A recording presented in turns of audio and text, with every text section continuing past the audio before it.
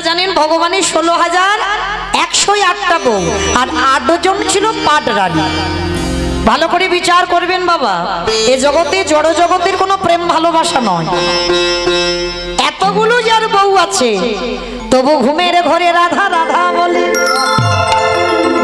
আমার যে মানুষটা 16,008টা বউ তবু রাত্রিবেলা রাধে রাধে বলে খুঁজে বেড়াচ্ছে। অমাইরা বাচ্চিক জগতের কথা বলো, বউরা রেগে যাবে না? যদি বউদের পাশে ঘুমাচ্ছে তবু সে ঘুমের ঘরে রাধা রাধা বলে বারবার চমকে চমকে উঠছে। কি করেছে বাবা, 8 জন স্ত্রী ওই রোহিণী মাতার কাছে গেছে। মা একটা কথা জিজ্ঞেস করব? কি বৌমা? বলছিলাম কি তোমার ছেলেরা ওই রাত্রিবেলা করে ঘুমায় কিন্তু একটা নাম ধরে ধরে কাঁদে। বলে কি নাম? বলে রাধা। আর যেই না রাধা বলেছে রোহিণী মা শোনার সঙ্গে সঙ্গে চমকে উঠেছে। রাধা শোনার সঙ্গে সঙ্গে চমকে উঠেছে। তারপর সত্যভামা, রুক্মিণী, জাম্ববতী, কালিন্দী মানে 8টা বউ এসে বলছো তুমি চমকে উঠলে কেন? বলে দেখো বৌমা, আমি যে তোমাদেরকে বলবো তা ছেলের ভালোবাসার কথা কি বলা যায়? কেন বলা যায় না? ওই রাধা কে, কি তার রূপ, কত রূপবতী যে আমরা এত সুন্দর রূপবতী, আমরা রাজকন্যা, কিন্তু ঘুমের ঘরে আমাদের নাম একবারও বলে না, রাধা রাধা বলে কেন? বলে বেশ। সত্যভামা রুক্মিণী জিজ্ঞেস করছে রাধাটা কে, কেমন দেখতে, কেমন গুণ? রোহিণী মাতা বলছে বলবো, কিন্তু আমি তো মা, আমি মা হয়ে যখন ছেলের ভালোবাসার কথা গল্প করব তবে লোকালয় করলে হবে না, কারণ আমার ছেলের কানে যদি একবার যায় তাহলে আর আমি এখানে থাকতে পারবো না। চলো তাহলে কোথায় যাব? একটা ঘরে গেছে, জানালা দরজা বন্ধ, আর সুভদ্রা বোনকে দরজায় দাঁড়িয়ে করে দাঁড় করিয়েছে। যদি কৃষ্ণ আসে তাহলে বলবে যে ভিতরে মাতা রোহিণী আছে, এখন যাওয়া যাবে না, একটা আলোচনা চলছে, যাওয়া যাবে না। তা সুভদ্রাকে দরজা দাঁড়িয়ে করে রেখেছে, আর ঘরের ভিতরে মাতা রোহিণী মানে বলরামের মা রোহিণী ওই রাধা প্রেম তত্ত্ব আলোচনা করছে। আর রাধা প্রেম তত্ত্ব আলোচনাটা কেমন জানো? ও রাধা কেমন দেখতে জানো? ওগো তোমার গর্বে গডবিনী আমি রূপসিত মাধবী, ওগো তোমার গর্বে গডবিনী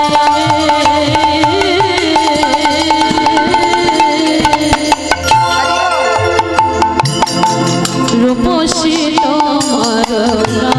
মাধবী। বলি হ্যাঁ মনে করি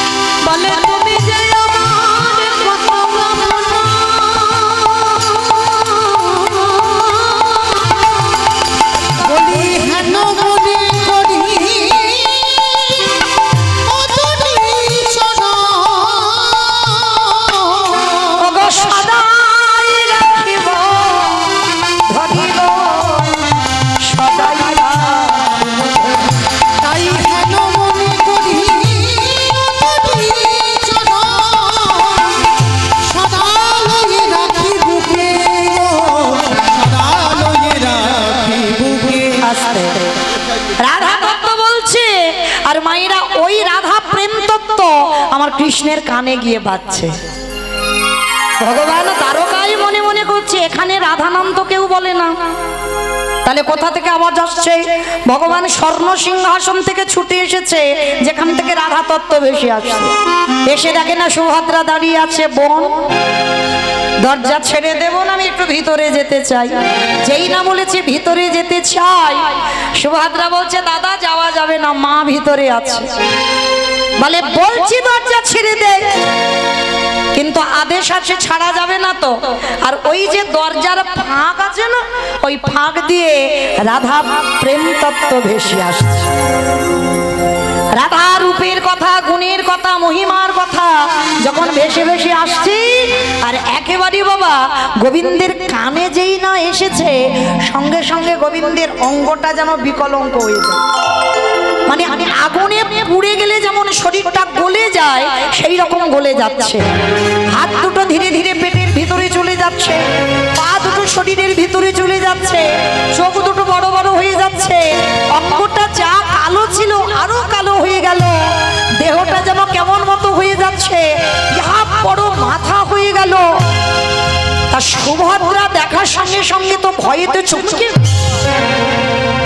সর্বনাশ, আমার দাদা এইরকম হয়ে যাচ্ছে কেন?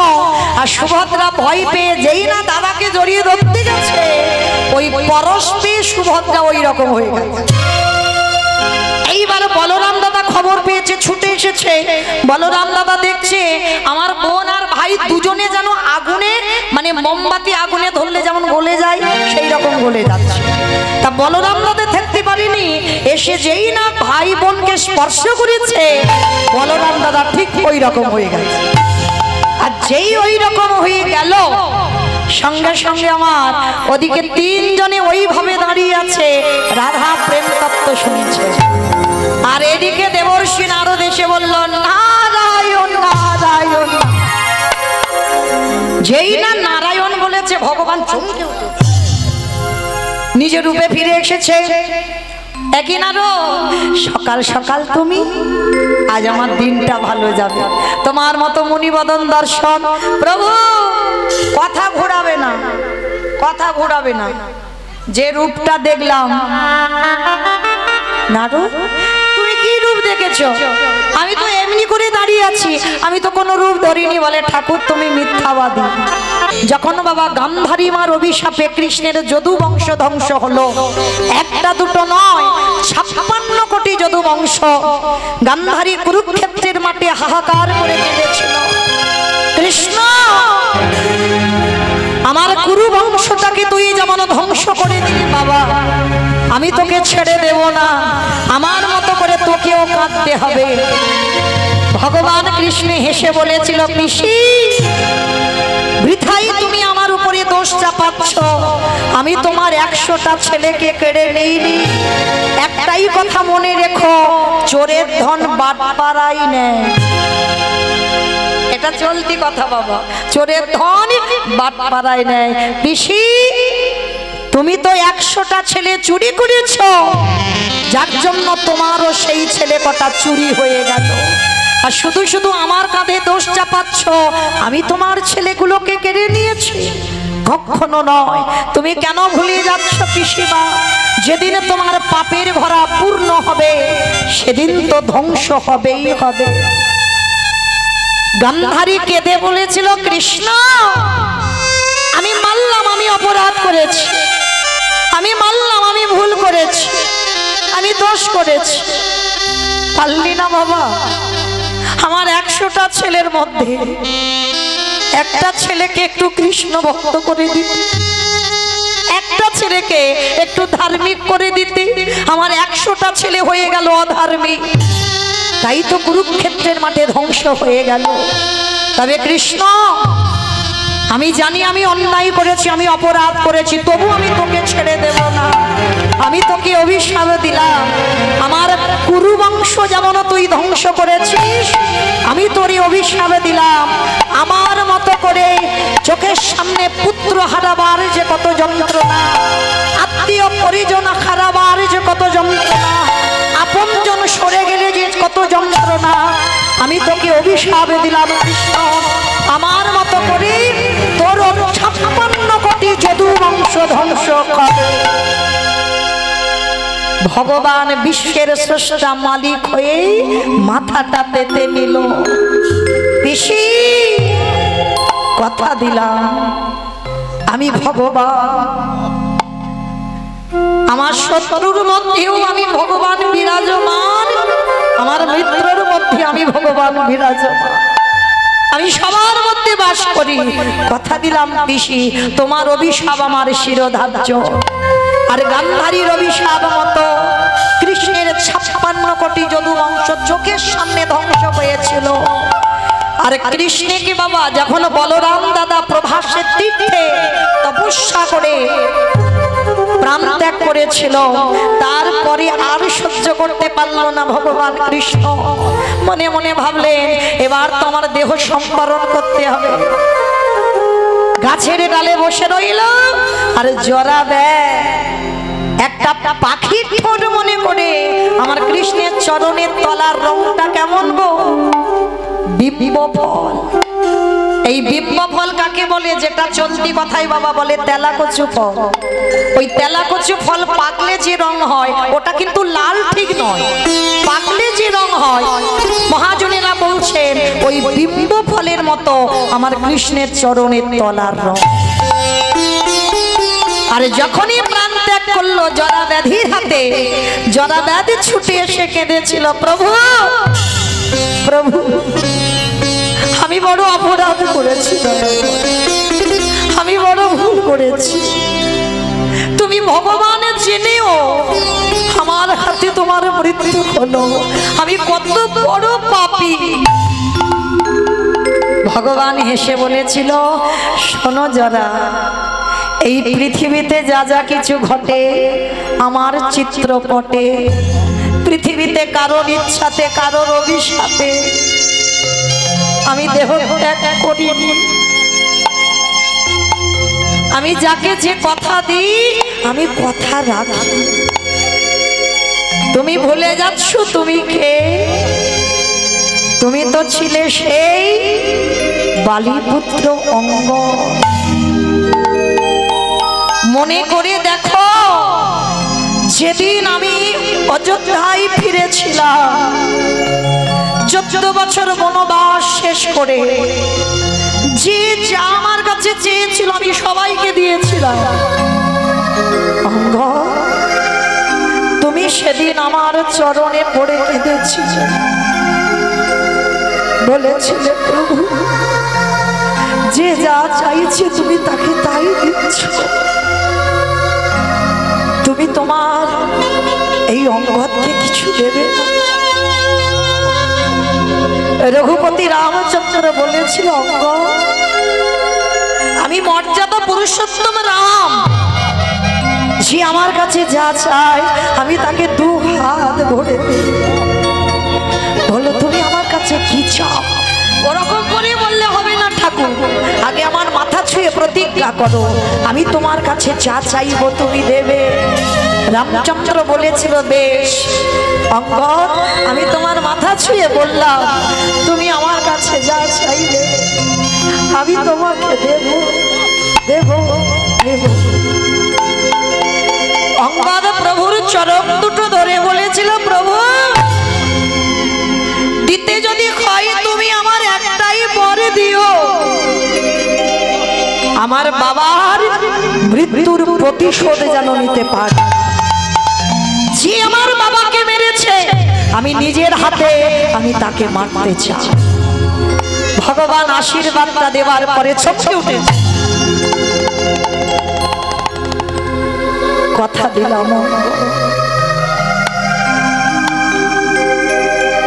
রাম জন্মাবার আগে বাবা রামায়ণ তৈরি, আশীর্বাদ দিয়েছিল। কথা দিলাম অঙ্গ, তোমার বাবার মৃত্যুর জন্য আমি দায়ী, আর কেউ নয়। আমার হাতে বধ হয়েছে বাবা। কথা দিলাম আমি নিজের হাতেই তোমার হাতে মৃত্যুবরণ করব, তবে এ যুগে নয়, এ দেহে নয়। যেদিন আমি কৃষ্ণ অবতারী দ্বারকাধীরাজ হব, সেদিন তুমি হবে অঙ্গদ জরা ব্যাধ। আর কথা দিলাম আমি তোমার হাতে আমি আমার প্রাণটা ত্যাগ করছি। আজকে যখনই কাঁদছে জরা, প্রভু আমার জন্য না, তোমার জন্য নয় জরা, আমি কথা দিয়েছি, আমি কথা রেখেছি। গান্ধারী অভিশাপ দিয়েছি, কথা রেখেছি, আমাকে দেহ ত্যাগ করতে হবে। তো বাবা, মানুষ মরে গেলে দেহের সর্বাঙ্গটা পড়ে যায়, কিন্তু একটা জায়গায় পড়ে না। কোন জায়গা? চোখ। চোখ পুরো বাড়ি তোর।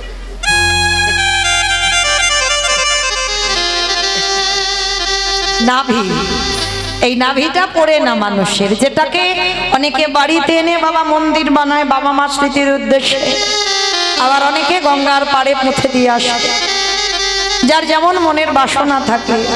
এই নাভিটা পড়ে না। কৃষ্ণের নাভি চন্দন কাষ্ঠে পোড়ানো হলো। মুখাগ্নি করেছিল কে? তৃতীয় পাণ্ডব অর্জুন। মুখাগ্নি করা হলো, কৃষ্ণের দেহটা পুড়ে ছাই। নাভিটা পুড়ল না, নাভিটাকে ভাসিয়ে দেওয়া হলো, প্রভাসিত জলে ভাসানো হলো। তোমায় যারা ভালোবাসে, তোমায় যারা ভক্তি করে, তোমায় যারা সেবা করে, তাদের এমনি ঘুরে কাঁদতে হয়। দয়া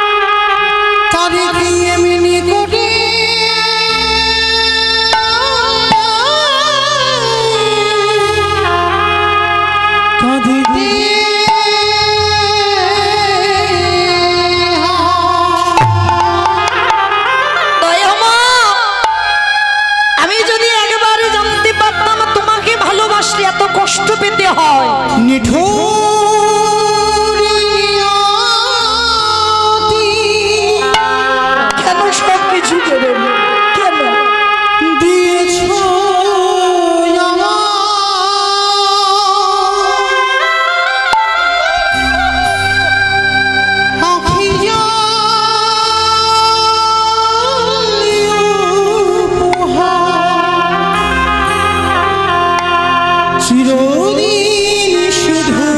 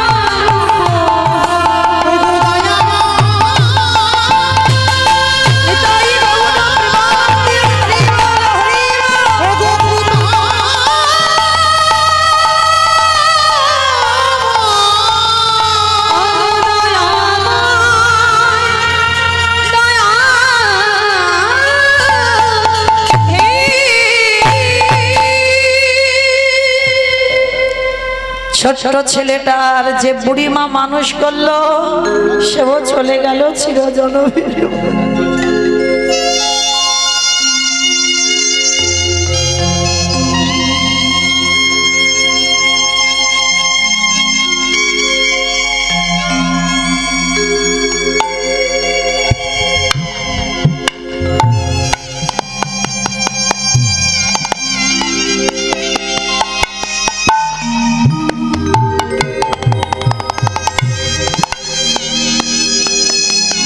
গাছের তলায় বসে বসে কাঁদি আর বলি, কৃষ্ণ তোকে ভালোবাসলে এত কষ্ট পেতে হয়, দুঃখ পেতে হয়, যদি জানতাম আমি কোনোদিন ভালোবাসতাম। মনে রাখতে হবে মা, কৃষ্ণ ভক্ত যারা হয় তারা কোনোদিন ধনী অট্টালিকাতে থাকে না। তাকিয়ে দেখেন জমিদার লালা বাবুর দিকে। বড় লোক বলা ভুল হবে, জমিদারি ত্যাগ করে কৃষ্ণ পাবার লালসায় একটা কথাই সংসারে ত্যাগ হয়ে গেল। বাবুজি বেলা যে যা, বাসনায় আগুন দেবে না বাবুজি। বাবুজি গো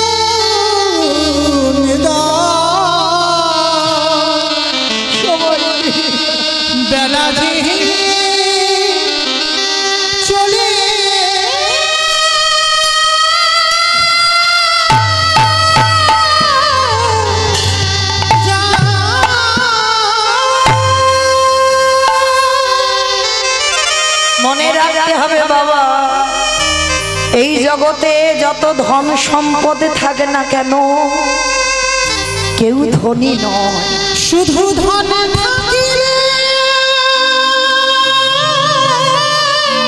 টাকা পয়সা যাদের আছে তারা ধনী নয়।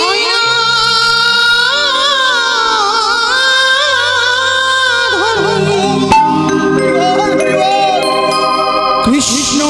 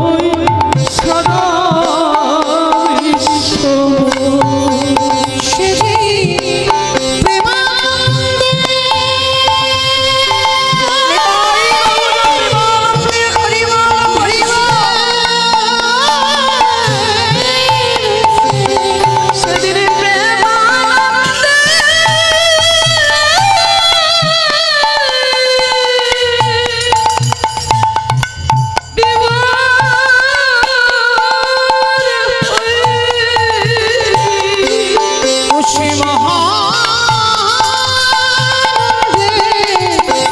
ঢেউ খেলা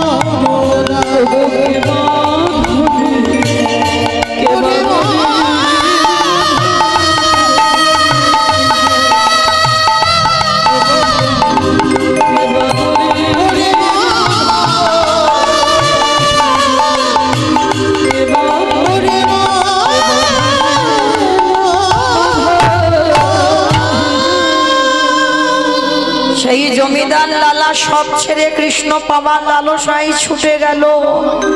রঘুনাথ দাস গোস্বামী আদি সপ্তগ্রামে জমিদারি ত্যাগ করে রাধা কুণ্ডে ছুটে চলল কৃষ্ণ পাওয়ার লালসায়।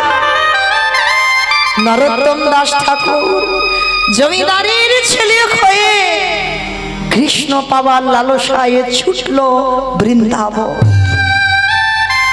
তাহলে কতটুকু ধনী, কতটুকু জমিদার, কতটুকু বড় লোক আমরা? ধনী তো সেই যার হৃদয়ে কৃষ্ণ প্রেম সম্পদ অর্জন আছে। তাই গৌর হরি বল। আর কৃষ্ণ পেতে গেলে আগে কাঁদতে শিখতে হবে।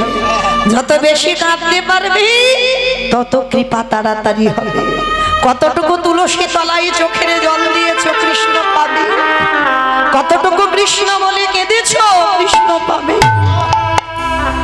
আজকের সেই ছোট্ট ছেলেটা গাছতলায় কাঁদছে, বাবা মার মৃত্যু হলো, যে বুড়িমা মানুষ করলো সেও চলে গেল, অনাথ হয়ে গেল।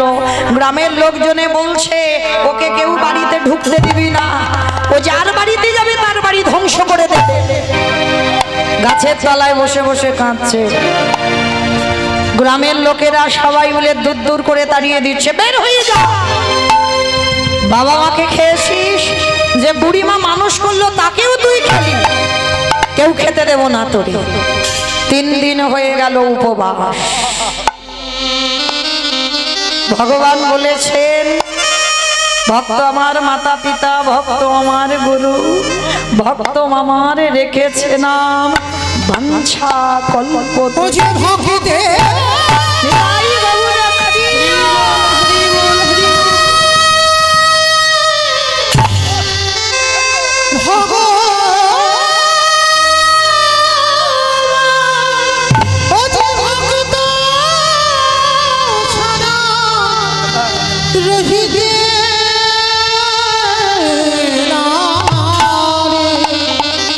তাই তো যুগে যুগে ভক্তির কাছে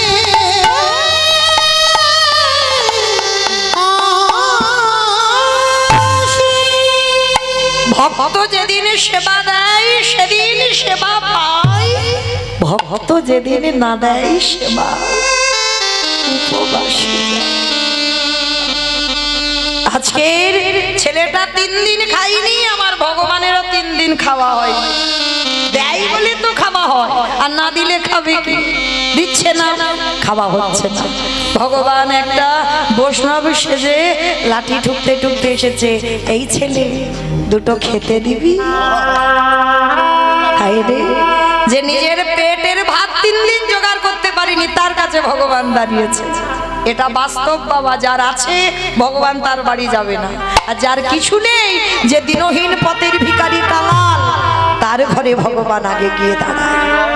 তো আজকের যেই না গিয়ে দাঁড়িয়েছে, তো ছোট্ট ছেলেটা বলছে, হায় হায় হায় হায় গো, আমি নিজে 3 দিন খাইনি, আমি তোমারে খেতে দেব কি? সে কি রে, ভগবান জানো না জেনে জেনে না জানার ভান করছে।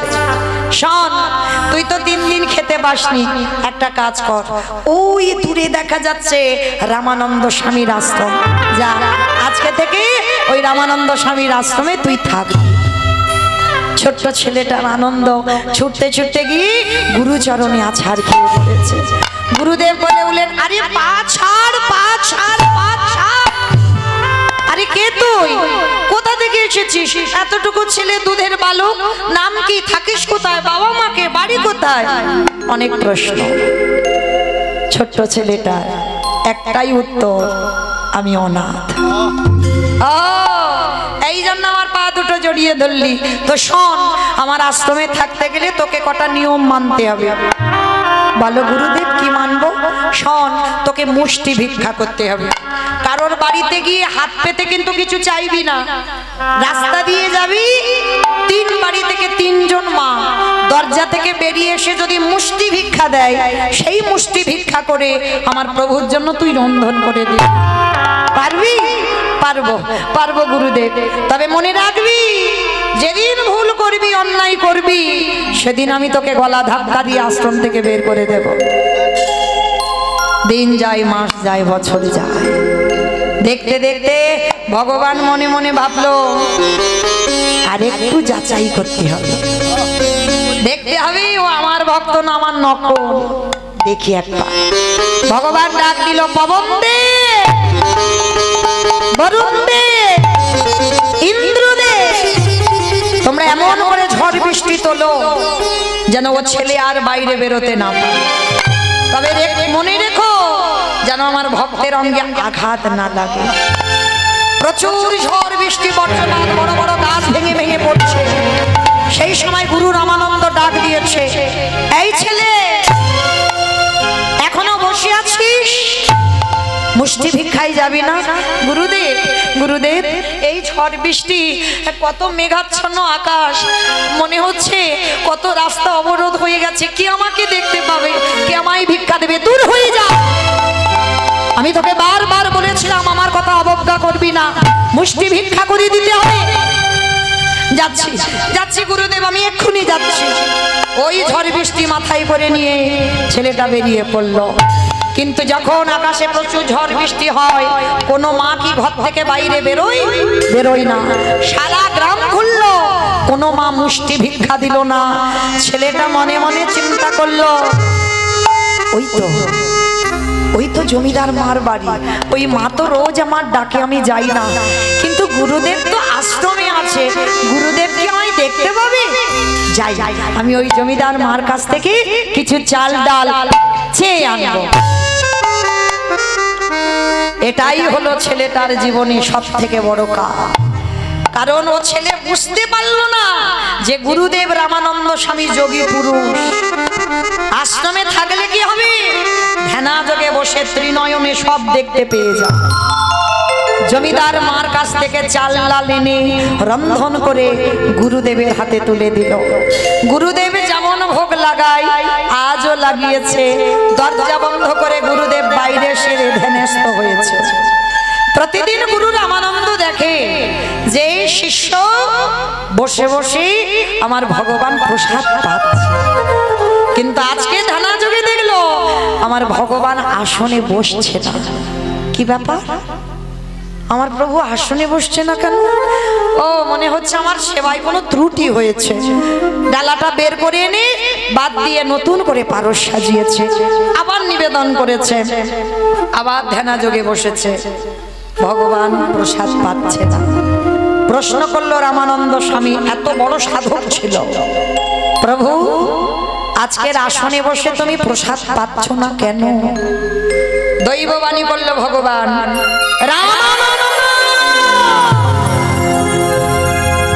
তুই প্রতিদিন মুষ্টি ভিক্ষা দিস বলে আমি তোর আশ্রমে প্রসাদ পাই, কিন্তু আজকে তোর শিষ্য ঘোর অন্যায় করেছে। অযাচিতভাবে লোকের বাড়ি থেকে হাত পেতে চেয়েছে, আর সেই চাওয়ার দণ্ড আমার জন্য রন্ধন করে দিয়েছে। তুই জানিস না যে একবার সন্ন্যাসী হয়ে যায় তার গৃহস্থের প্রসাদ পাওয়া নিষিদ্ধ? তাই আজকের পর থেকে তোর এই আশ্রমে আমি আর প্রসাদ পাব। গুরুদেব রেগে গিয়ে ডাক দিল, এই ছেলে এদিকে আয়, আগে শেষ এদিকে আয়। ছোট্ট বাচ্চা এসে বলছে, গুরুদেব গুরুদেব আমায় ডেকেছো, সত্যি করে বল তুই মুষ্টি ভিক্ষায় গিয়েছিস? আর দেখবেন বাবা, যারা ছোট বাচ্চা তারা মিথ্যাটা আগে বলে না, সত্যি আগে বলে ফেলে। ছোট্ট বাচ্চা বলে উঠলো, গুরুদেব গুরুদেব জানো এই মেঘাচ্ছন্ন বৃষ্টি পড়ছে, আমাকে তো কেউ মুষ্টি ভিক্ষা দেয়নি। আর জানো গুরুদেব, আমি এক জমিদার বাড়িতে গিয়ে আমি অনেক চাল ডাল এনেছি, আর যা এনেছি আমাকে এক সপ্তাহের ভিক্ষায় যেতে হবে না। অপদার্থ, তোর এত বড় স্পর্ধা, তুই গুরু বাক্য লঙ্ঘন করেছিস, গুরুদেবের ভজন নষ্ট করেছিস, গুরুদেবের ভজন থেকে সরিয়ে দিয়েছিস। আমি এই মুহূর্তে বেরিয়ে যা, আমার আশ্রম থেকে তুই এক্ষুনি বেরিয়ে যা। গুরুদেব গুরুদেব আমি বুঝতে পারিনি গুরুদেব, বিশ্বাস করো আমাকে তাড়িয়ে দিলে আমি কোথায় থাকবো? আমার তো কেউ নেই, আমি কোথায় যাবো? কি আমায় দুটো খেতে দেবে? বেরিয়ে যা, যেদিকে দু চোখ চাই সেই দিকে চলে যাবে। পা ছেড়ে দে, পা ছেড়ে দে, পা ছেড়ে দে। মারল এক পায়ের লাথি, এত জোরে লাথি মেরেছে মা, ছেলেটার পিঠে খড়মের চিহ্ন পড়ে গেছে। ভালো করে অনুভব করবেন মা, কত জোরে লাথি মারলে তবে একটা বাচ্চার পিঠে খড়মের চিহ্ন পড়ে, তবু পা ছাড়ছে না। গুরুদেব আমাকে মারো, আমাকে মেরে মেরে ফেলে দাও, কিন্তু গুরুদেব তুমি যদি তাড়িয়ে দাও আমি কোথায় যাব? আমি কার কাছে যাব, কার কাছে থাকবো? তুমি বলে দাও। তবে রে, পা ছেড়ে দিতে বলছি, লাথি মারলাম তবু যাবি না? বেশ, তবে শোন ছেলে, গুরু বাক্য অমান্য করার অপরাধে, আমার কৃষ্ণ ভজন নষ্ট করে দেওয়ার অপরাধে, আমার ভজন নষ্ট করে দেওয়ার অপরাধে আমি তোকে অভিশাপ দিলাম। এই মুহূর্তে তোকে অভিশাপ দিলাম, এর পরের জন্মে তোরে যেতে হবে একটা মুচির ঘরে। শুধু মুচির ঘরে নয়, অভিশাপ দিলাম এই মুহূর্তে তোর জন্ম হয়ে যাচ্ছে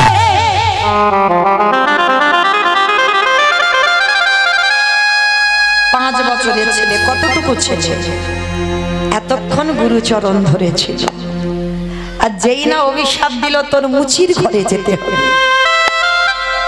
পাটা ছেড়ে দিয়েছে। শুভ দিন শুভক্ষণে ছেলেটার জন্ম হলো ওই কাশী ধামে, বস্তি পাড়াতে। বাবা, ছেলেটার নাম রুইদাস নয়, এটা তো টাইটেল। যেমন আমার নাম মৌমিতা ঘোষমন্ডল, ওটা টাইটেল। তাহলে এই যে রুইদাস রুইদাস বলছি না, এটা টাইটেল, এটা নাম নয়। এ ছেলেটার নাম হলো বাল্মীকি রুইদাস। ছেলেটার নাম হলো বাল্মীকি রুইদাস। রুইদাসটা হচ্ছে টাইটেল, আর জগতে প্রচার হয়ে গেল ওই রুইদাসটা হচ্ছে ছেলেটার নাম। না, টাইটেলটা নামে পরিণত হয়ে গেছে। পরীক্ষাটা করে দাও, তারপরে করে 5-10 মিনিট বাড়ি নেবে। বেশ, তো ছেলেটা জন্ম হলো মা, জন্মাবার পরে হয়ে গেল জাতিস্বর। আচ্ছা মা, এখানে কারা কারা জাতিস্বর আছে একটু উলুধ্বনি দাও তো দেখি।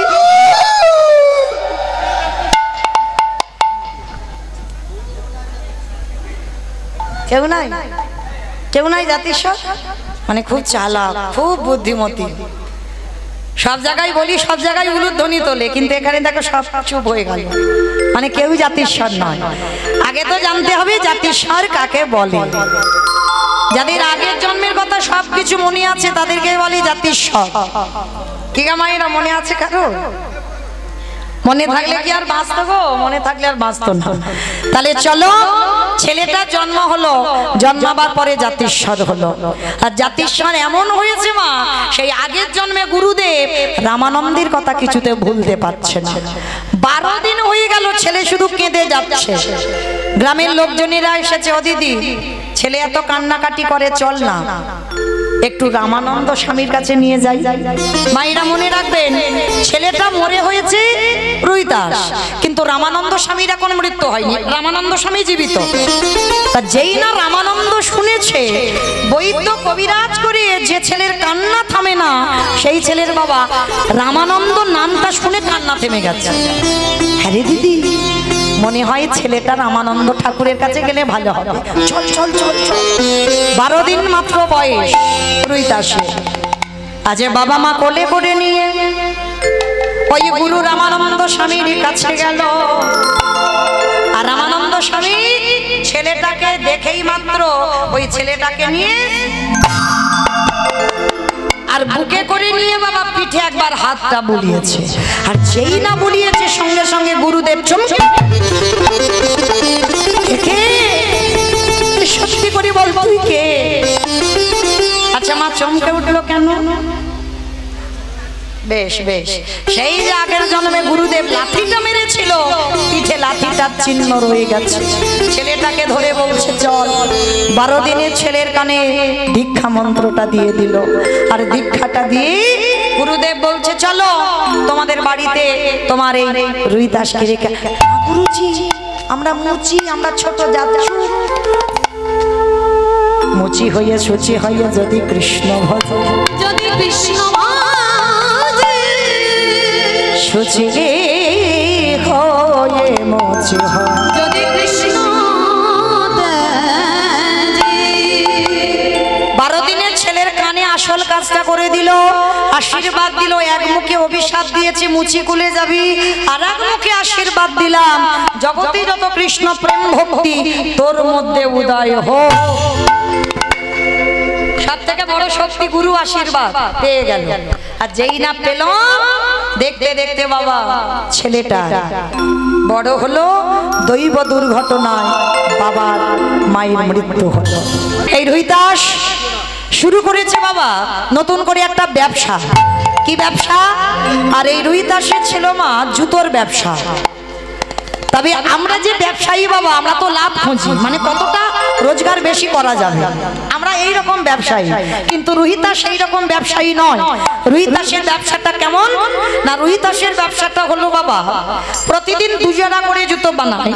1 জোড়া জুতো বিনা পয়সায় ফ্রিতে দিয়ে দেয় ভক্ত সেবায়। আর 1 জোড়া জুতো বিক্রি করে রুহিদাসের সংসার চলে। এত ভজন ছিল রুহিদাসে। তো একদিন আমার ভগবান বসে বসে চিন্তায় পড়েছে যে ছেলেটা তো মুচি, ছোট যা, সমাজ যাকে বলে, কিন্তু ওকে জাতে তুলবো কি করে। ভগবান চিন্তায় বসেছে। আর চিন্তায় বসে মনে মনে চিন্তা করলো, দাঁড়াও ছেলেটাকে একটু কৃপা করতে হবে। কিরকম কৃপা? বলে কিরকম কৃপা করতে হবে? বলে দাঁড়াও আজকের ওই ছেলেটাকে একটু জাতে তুলতে হবে। মায়েরা কি করে যাতে তুলবে? এমন সময় 5 পাণ্ডবদের মধ্যে যুধিষ্ঠির মহারাজ এসে বলছে, সখা কৃষ্ণ, ও সখা, এখন এমনি করে দাঁড়িয়ে রইলে? আচ্ছা তুমি তো জানো পিতামহ ভীষ্মকে সরসজ্জায় দিয়েছি, অস্ত্রগুরু দ্রোণাচার্যকে বধ করেছি, 100টা ভাইকে বধ করেছি, ভগ্নিপতিকে বধ করেছি, তাতে তো পাপ হয়েছে। রথী মহারথীরা সব দেহত্যাগ করেছে, পাপ হয়েছে। তা ভগবান চালাকি করে চতুরালি করে বলছে হ্যাঁ তা তো একটু হয়েছে কৃষ্ণ, তাহলে সকল পাপ থেকে মুক্তি পাবো কি করে? এটা ভগবানের ছলনা। বলছে শোনো, মুক্তি যদি পেতে হয় তোমাদের একটা কাজ করতে হবে। কি কাজ? না তোমাদের বৈষ্ণব সেবা দিতে হবে। বলি সখা তুমি যে কি বলো না, ও তো একবার দিয়েছিলাম, রাজস্বই যজ্ঞ করলাম, আবার কিরকম বৈষ্ণব সেবা দেবো? বলে শোনো, বৈষ্ণব সেবা দিয়েছো কিন্তু প্রকৃত বৈষ্ণব সেবা হয়নি। এই যখন বৈষ্ণব সেবা দেবে প্রত্যেকের গ্রাসে গ্রাসে স্বর্গে জয় ঘন্টা বাজবে, আর যখনই স্বর্গে জয় ঘন্টা বাজবে তখন জানবে তোমরা সকল পাপ থেকে মুক্ত। তবে হ্যাঁ আর একটা কথা, যে কেউ গেলে হবে না, যেতে হবে তৃতীয় পাণ্ডব অর্জুন। বলে যেতে হবে তৃতীয় পাণ্ডব অর্জুনকে।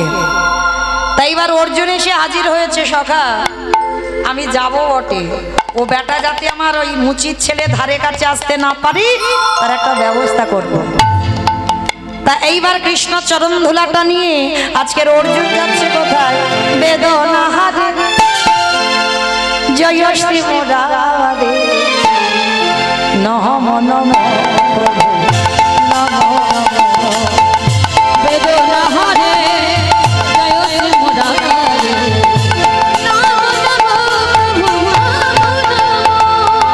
সন্ধ্যা সকাল ডাকি যে তোমাকে, সন্ধ্যা সকালে ডাকি যে তোমারে দিদি বেদনা হারি গাই গুণ প্রাণ দিয়ে হরি হরি প্রভু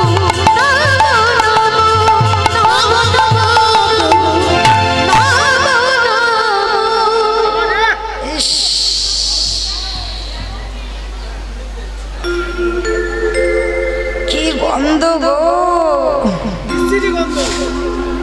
কোথা থেকে এলো বলো তো হঠাৎ গন্ধটা? বাবা গো বাবা, ও কোথা থেকে গন্ধটা? এই তো এই দিক থেকে আসছে।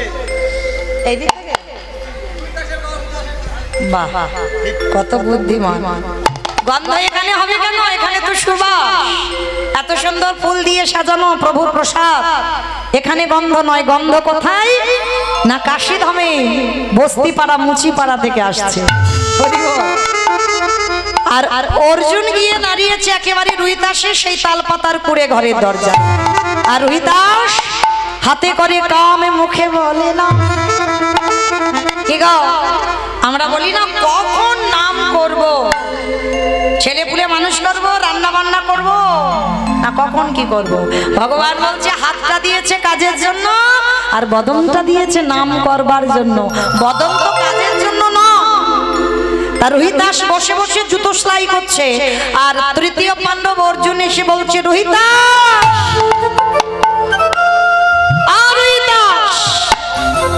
যেই না শুনতে পেয়েছে তাড়াতাড়ি বেরিয়ে এসেছে। পার্থ, পার্থ তুমি এসেছো? যারে রথের সারথি আমার ভগবান, সেই অর্জুন এসেছে আমার দুয়ারে। এসো পার্থ আমার দুয়ারে এসো, আমার নিমন্ত্রণটা শিখে নাও যদি কারোর কাজে লাগে। এইবার অর্জুন বলছে শোনো রুহিদাস, আমার তো আসার ইচ্ছা ছিলই না, শুধু কৃষ্ণ বলল ওই জন্য আমি এলাম। শুনলাম তুমি নাকি নতুন করে বৈষ্ণব হয়েছ। শোনো, তুমি যদি প্রকৃত বৈষ্ণব হও আমার বাড়ির কাছে যাবে, আর যদি বৈষ্ণব না হও আমার বাড়ির ধারে কাছে নবনান্য ধ্বংস করতে যাবে না। এটা নিমন্ত্রণ বলে? এত বড় কথা বললো, কিন্তু বৈষ্ণবতা অত অর্জন করা তো সোজা নয়। প্রথমেই বলেছি ত্রিনাদপি শুনেছি না তরুরিব সহিষ্ণু না অমানি না মানদেন কীর্তনীয় সদা হতে। হৃদয়টা ঘাসের থেকে নরম করো, যেমন দেখো এত বৃষ্টি হচ্ছে, গাছ একবারও বলেনি আমার মাথায় ছাতা ধরো। কত রোদ কত গরম গেল, বলেনি আমার মাথায় ছাতা ধরো।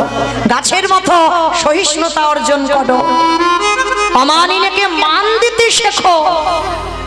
আবার মনে রেখো, কেউ যদি ভুল করে তোমার এক গালে চড়ও দেয়, তুমি আর একটা গাল বাড়িয়ে দিও। তোমার স্বভাব সর্বদা যেন নত ভাব হয়, তৃণ স্বভাব। আজকের রোহিতাসের স্বভাবটা দেখো, যেই না হাতটা জড়ো করে বলছে, পার্থ আমি মুচি না আমি বৈষ্ণব সে তো আমি জানি না, সে জানে আমার কৃষ্ণ দয়াময়। তবে আমি যাব, তুমি দুপুরবেলা এলে আমার বাড়িতে একটু স্নান করো, প্রসাদ পাও, তারপরে তো অসম্ভব। আমি ক্ষত্রিয় কুলের ছেলে, আমি তৃতীয় পাণ্ডব অর্জুন, আর আমি কিনা প্রসাদ পাবো একটা মুচির ঘরে? অসম্ভব। রোহিতাস বলছে, পার্থ তোমার সখা কৃষ্ণ আমাকে তো মুচি কুলেই জন্ম দিয়েছে। একটা চামড়ার পাত্রে করে বাবা সরিষার তেল এনেছে, তাই না? বলে কি এটা? বলে দেখো না, বলে তেলটা মাথাতে দাও, স্নান করো, দুপুর বেলা এসেছো। সর্বনাশ! কৃষ্ণ আমাকে কোন নরকে ফেললি বল? এই নরকে কি মানুষ আসে? নাকটা চেপে ধরেছে, জানা গন্ধ, আরো দুর্গন্ধ বের করছে কৃষ্ণ। কেন? তাহলে অর্জুন তুমি মনে করো তোমার রথে সারথি আমি ভগবান, কিন্তু তুমি তো জানো না যত রথ বসিয়াছে, যত দুয়ারে বসিয়াছে, প্রত্যেকের রথের সারথি আমি কৃষ্ণ। তুমি ভুলে যাচ্ছ শুধু তোমার সারথি নয়, আমি প্রত্যেকের দেহ রথের সারথি। কি গো, সারথিটা আছে বলে রথটা চালাচ্ছে বলে এত দাম, আর যেদিন সারথি এই দেহ রথ থেকে নেমে যাবে, বলি কে বলো বন্ধু, কে বলো বন্ধু, সকল মায়া ছেড়ে চলে যেতে, সকল মায়া ছেড়ে চলে যেতে হবে। এইবার কি করবে মা? উপায় নেই, তেল মাথায় দিতে হবে। তেলটা দিয়ে বলছে, শোনো তাহলে তেল যখন দিয়েছি এবার জল তো দিতে হবে। জল কই? পার্থ ওই যে দূরে দেখা যাচ্ছে একটা কুয়ো, দেখো ওই কুয়োর উপরে জল, ওখানে জল কাটিয়ে তুমি স্নান করো। যেই না কুয়োর কাছে গেছে বাবা, চারিদিকে বড় বড় পোকা বাইছে। বাবা গো কি গন্ধ, বড় বড় পোকা বাইছে, আর জানা গন্ধ দ্বিগুণ গন্ধ বের করছে আমার কৃষ্ণ। এইবার কুয়োর কাছে গেছে,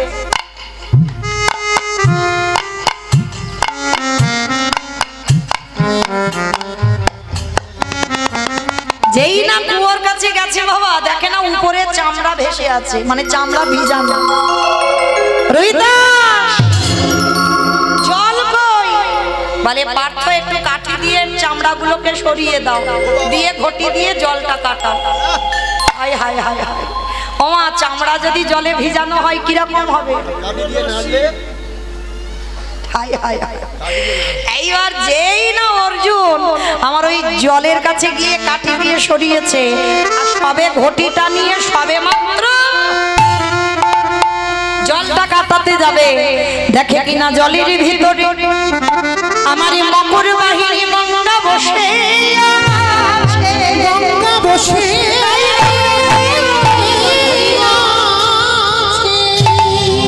মা।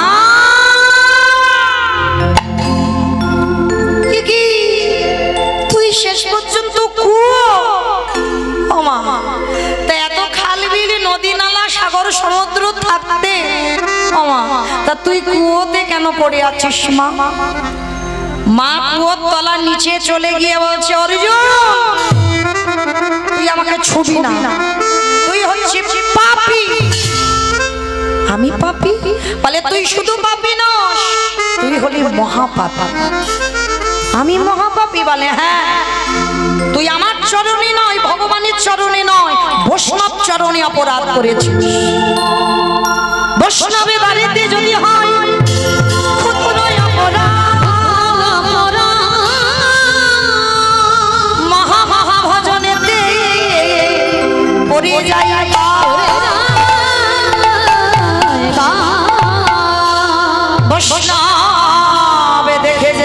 নমাই মুন্ড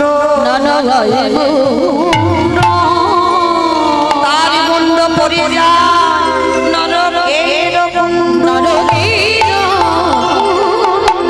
বৈষ্ণবী অপরাধে করে জীবন গঙ্গা স্নানে যায় পতিত পাবনী গঙ্গা তারে রেখে দূরে সরে যায়।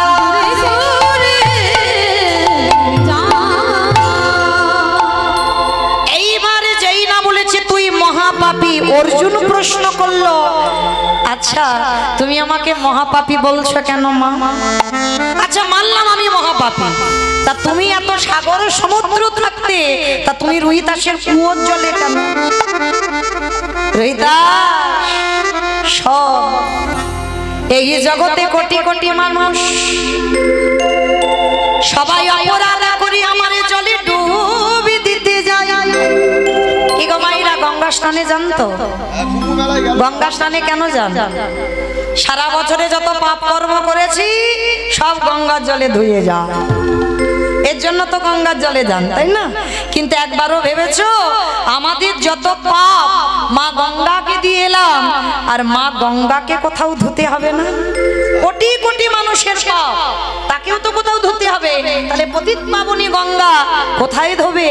অর্জুনকে বলছে অর্জুন এই কোটি কোটি মানুষের পাপ সাগরে ডুব দিলে ধোয়া যায় না, তাহলে মা সমুদ্রে ডুব দেই বলে তবুও ধোবা যাবে না। খাল বিল নদী নালা পুকুর ঘাট যেখানে যাও না কেন এই কোটি মানুষের পাপ ধোবা যাবে না। আমি রোহিতাসের কুয়োতে কেন জানিস সারা দিনে চলে যাই, দিনান্তে একবার রোহিতাসের দুটো চরণ আমার বক্ষে তুলে দেয়। আরে রোহিতাস হলো প্রকৃত বৈষ্ণব, আর ওই রোহিতাসের চরণ যুগলা পরশে পেয়ে আমার কোটি কোটি জনমের ধুয়ে যায় ওই পরশে পেয়ে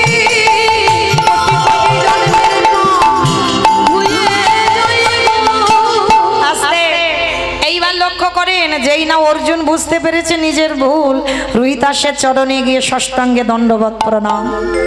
রোহিতাস আমায় ক্ষমা করে দাও, তুমি যাবে আমার বাড়ির নিমন্ত্রণ রইল। বলে না যাবো তো তখন আমার বাড়ি প্রসাদ পাও, শাক সিদ্ধ অন্ন, বড় কাঙাল তো প্রসাদ দিয়েছে। অর্জুন বলছে ওইভাবে প্রসাদ পাবো না, আগে তুমি প্রসাদ পাও, তোমার ওই উচ্ছিষ্ট প্রসাদ তুমি একবারে আমায় দাও। ভগবানকে নিবেদন করলে প্রসাদ হয়, আর ওই প্রসাদে যখন ভক্ত সেবা করে ওটা মহা মহা মহা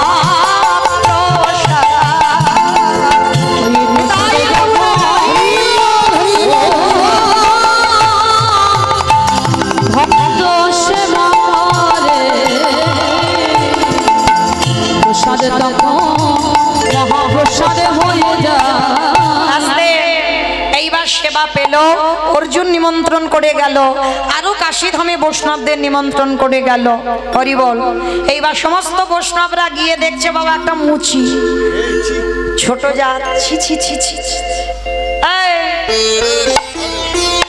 তোরে কে নিমন্ত্রণ করলো? আমাদের বৈষ্ণব সমাজে বাবা এদিকে বড় বড় বৈষ্ণব, অপরাধ নেবে না, কান মুলে নিচ্ছে। এই বড় বড় বৈষ্ণব মানে বুঝতে পারছো, মানে গলায় তুলসীর ঝাড়,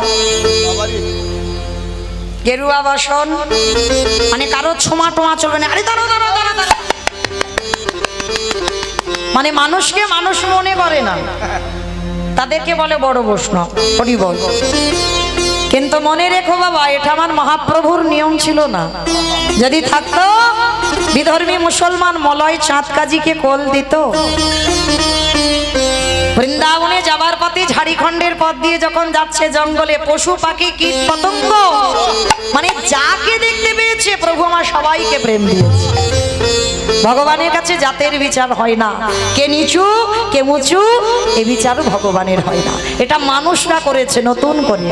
তো আজকে যেই না বাবা বড় বড় বৈষ্ণবরা এসে মুচির ছেলে ঘৃণা করছে, আই দাঁড়া দাঁড়া দাঁড়া দাঁড়া দাঁড়া, তুই বৈষ্ণব, তা তুই যদি বৈষ্ণব হোস তোর পইতে কোথায় দেখা? রোহিতাসের পইতে ছিল না, দেখলেই বোঝাই যাবে না যে বৈষ্ণব।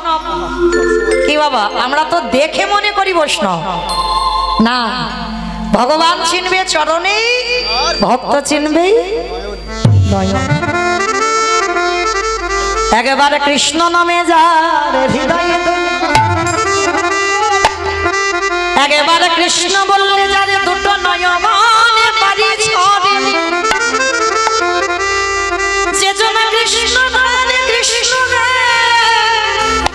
কৃষ্ণ ছাড়া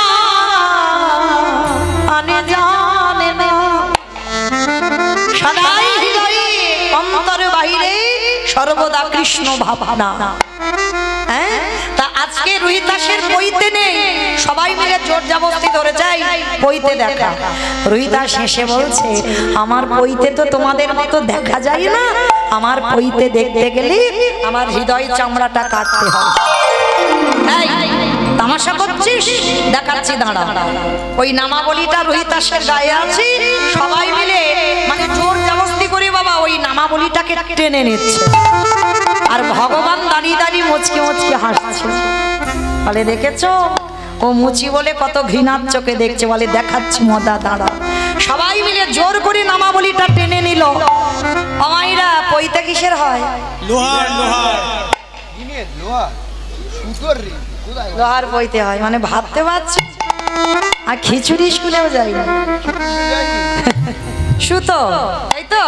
আচ্ছা, সবাই আমরা জানি তো। আজকে যেই না নামাবলীটা কেড়ে নিয়েছে অমাইরা, আমরা জগতে সবাই জানি পইতে সুতোর হয়। আর এই বড় বড় বৈষ্ণবরা রোহিতাসের গলদেশে দেখছে আজ সোনার পইতা ঝলমল করে,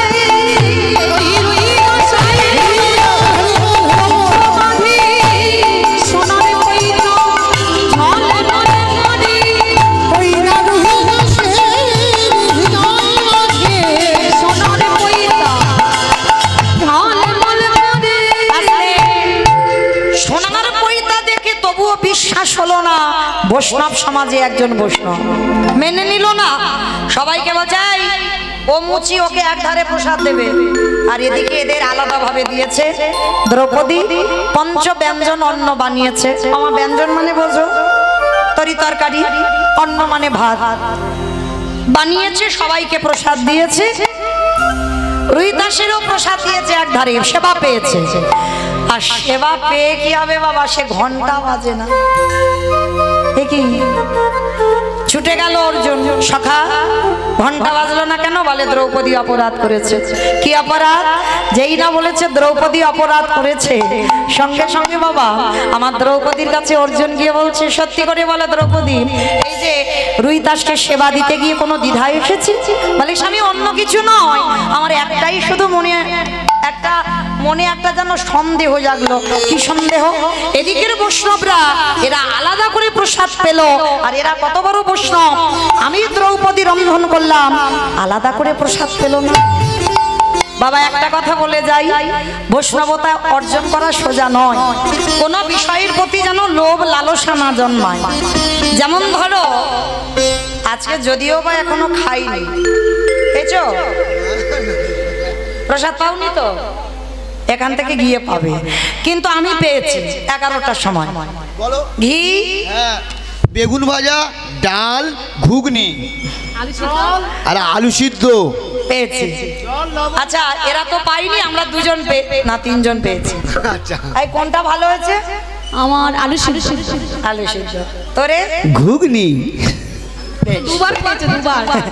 আচ্ছা মা, তিনজন প্রসাদ পেয়েছি, তার মধ্যে একজনের আলু সিদ্ধ, একজনের ঘুগনি, আমার বেগুন ভাজা। আচ্ছা ভালো করে ভেবে দেখেন, যারা বৈষ্ণব হবে ওই যে ঘুগনি, আলু সিদ্ধ, বেগুন ভাজা আলাদা আলাদা করে পেলে হবে না। এই যে বেটা ঘুগনি ভালো হয়েছে বলে দুবার নিয়েছে, এই লোভ যেন না জন্মায়। মানে যা কিছু পাবে সব একসঙ্গে মাখাতে হবে, আর একসঙ্গে মাখিয়ে ভোজনে চ জনার্দন বলি বদনে নিবেদন করো।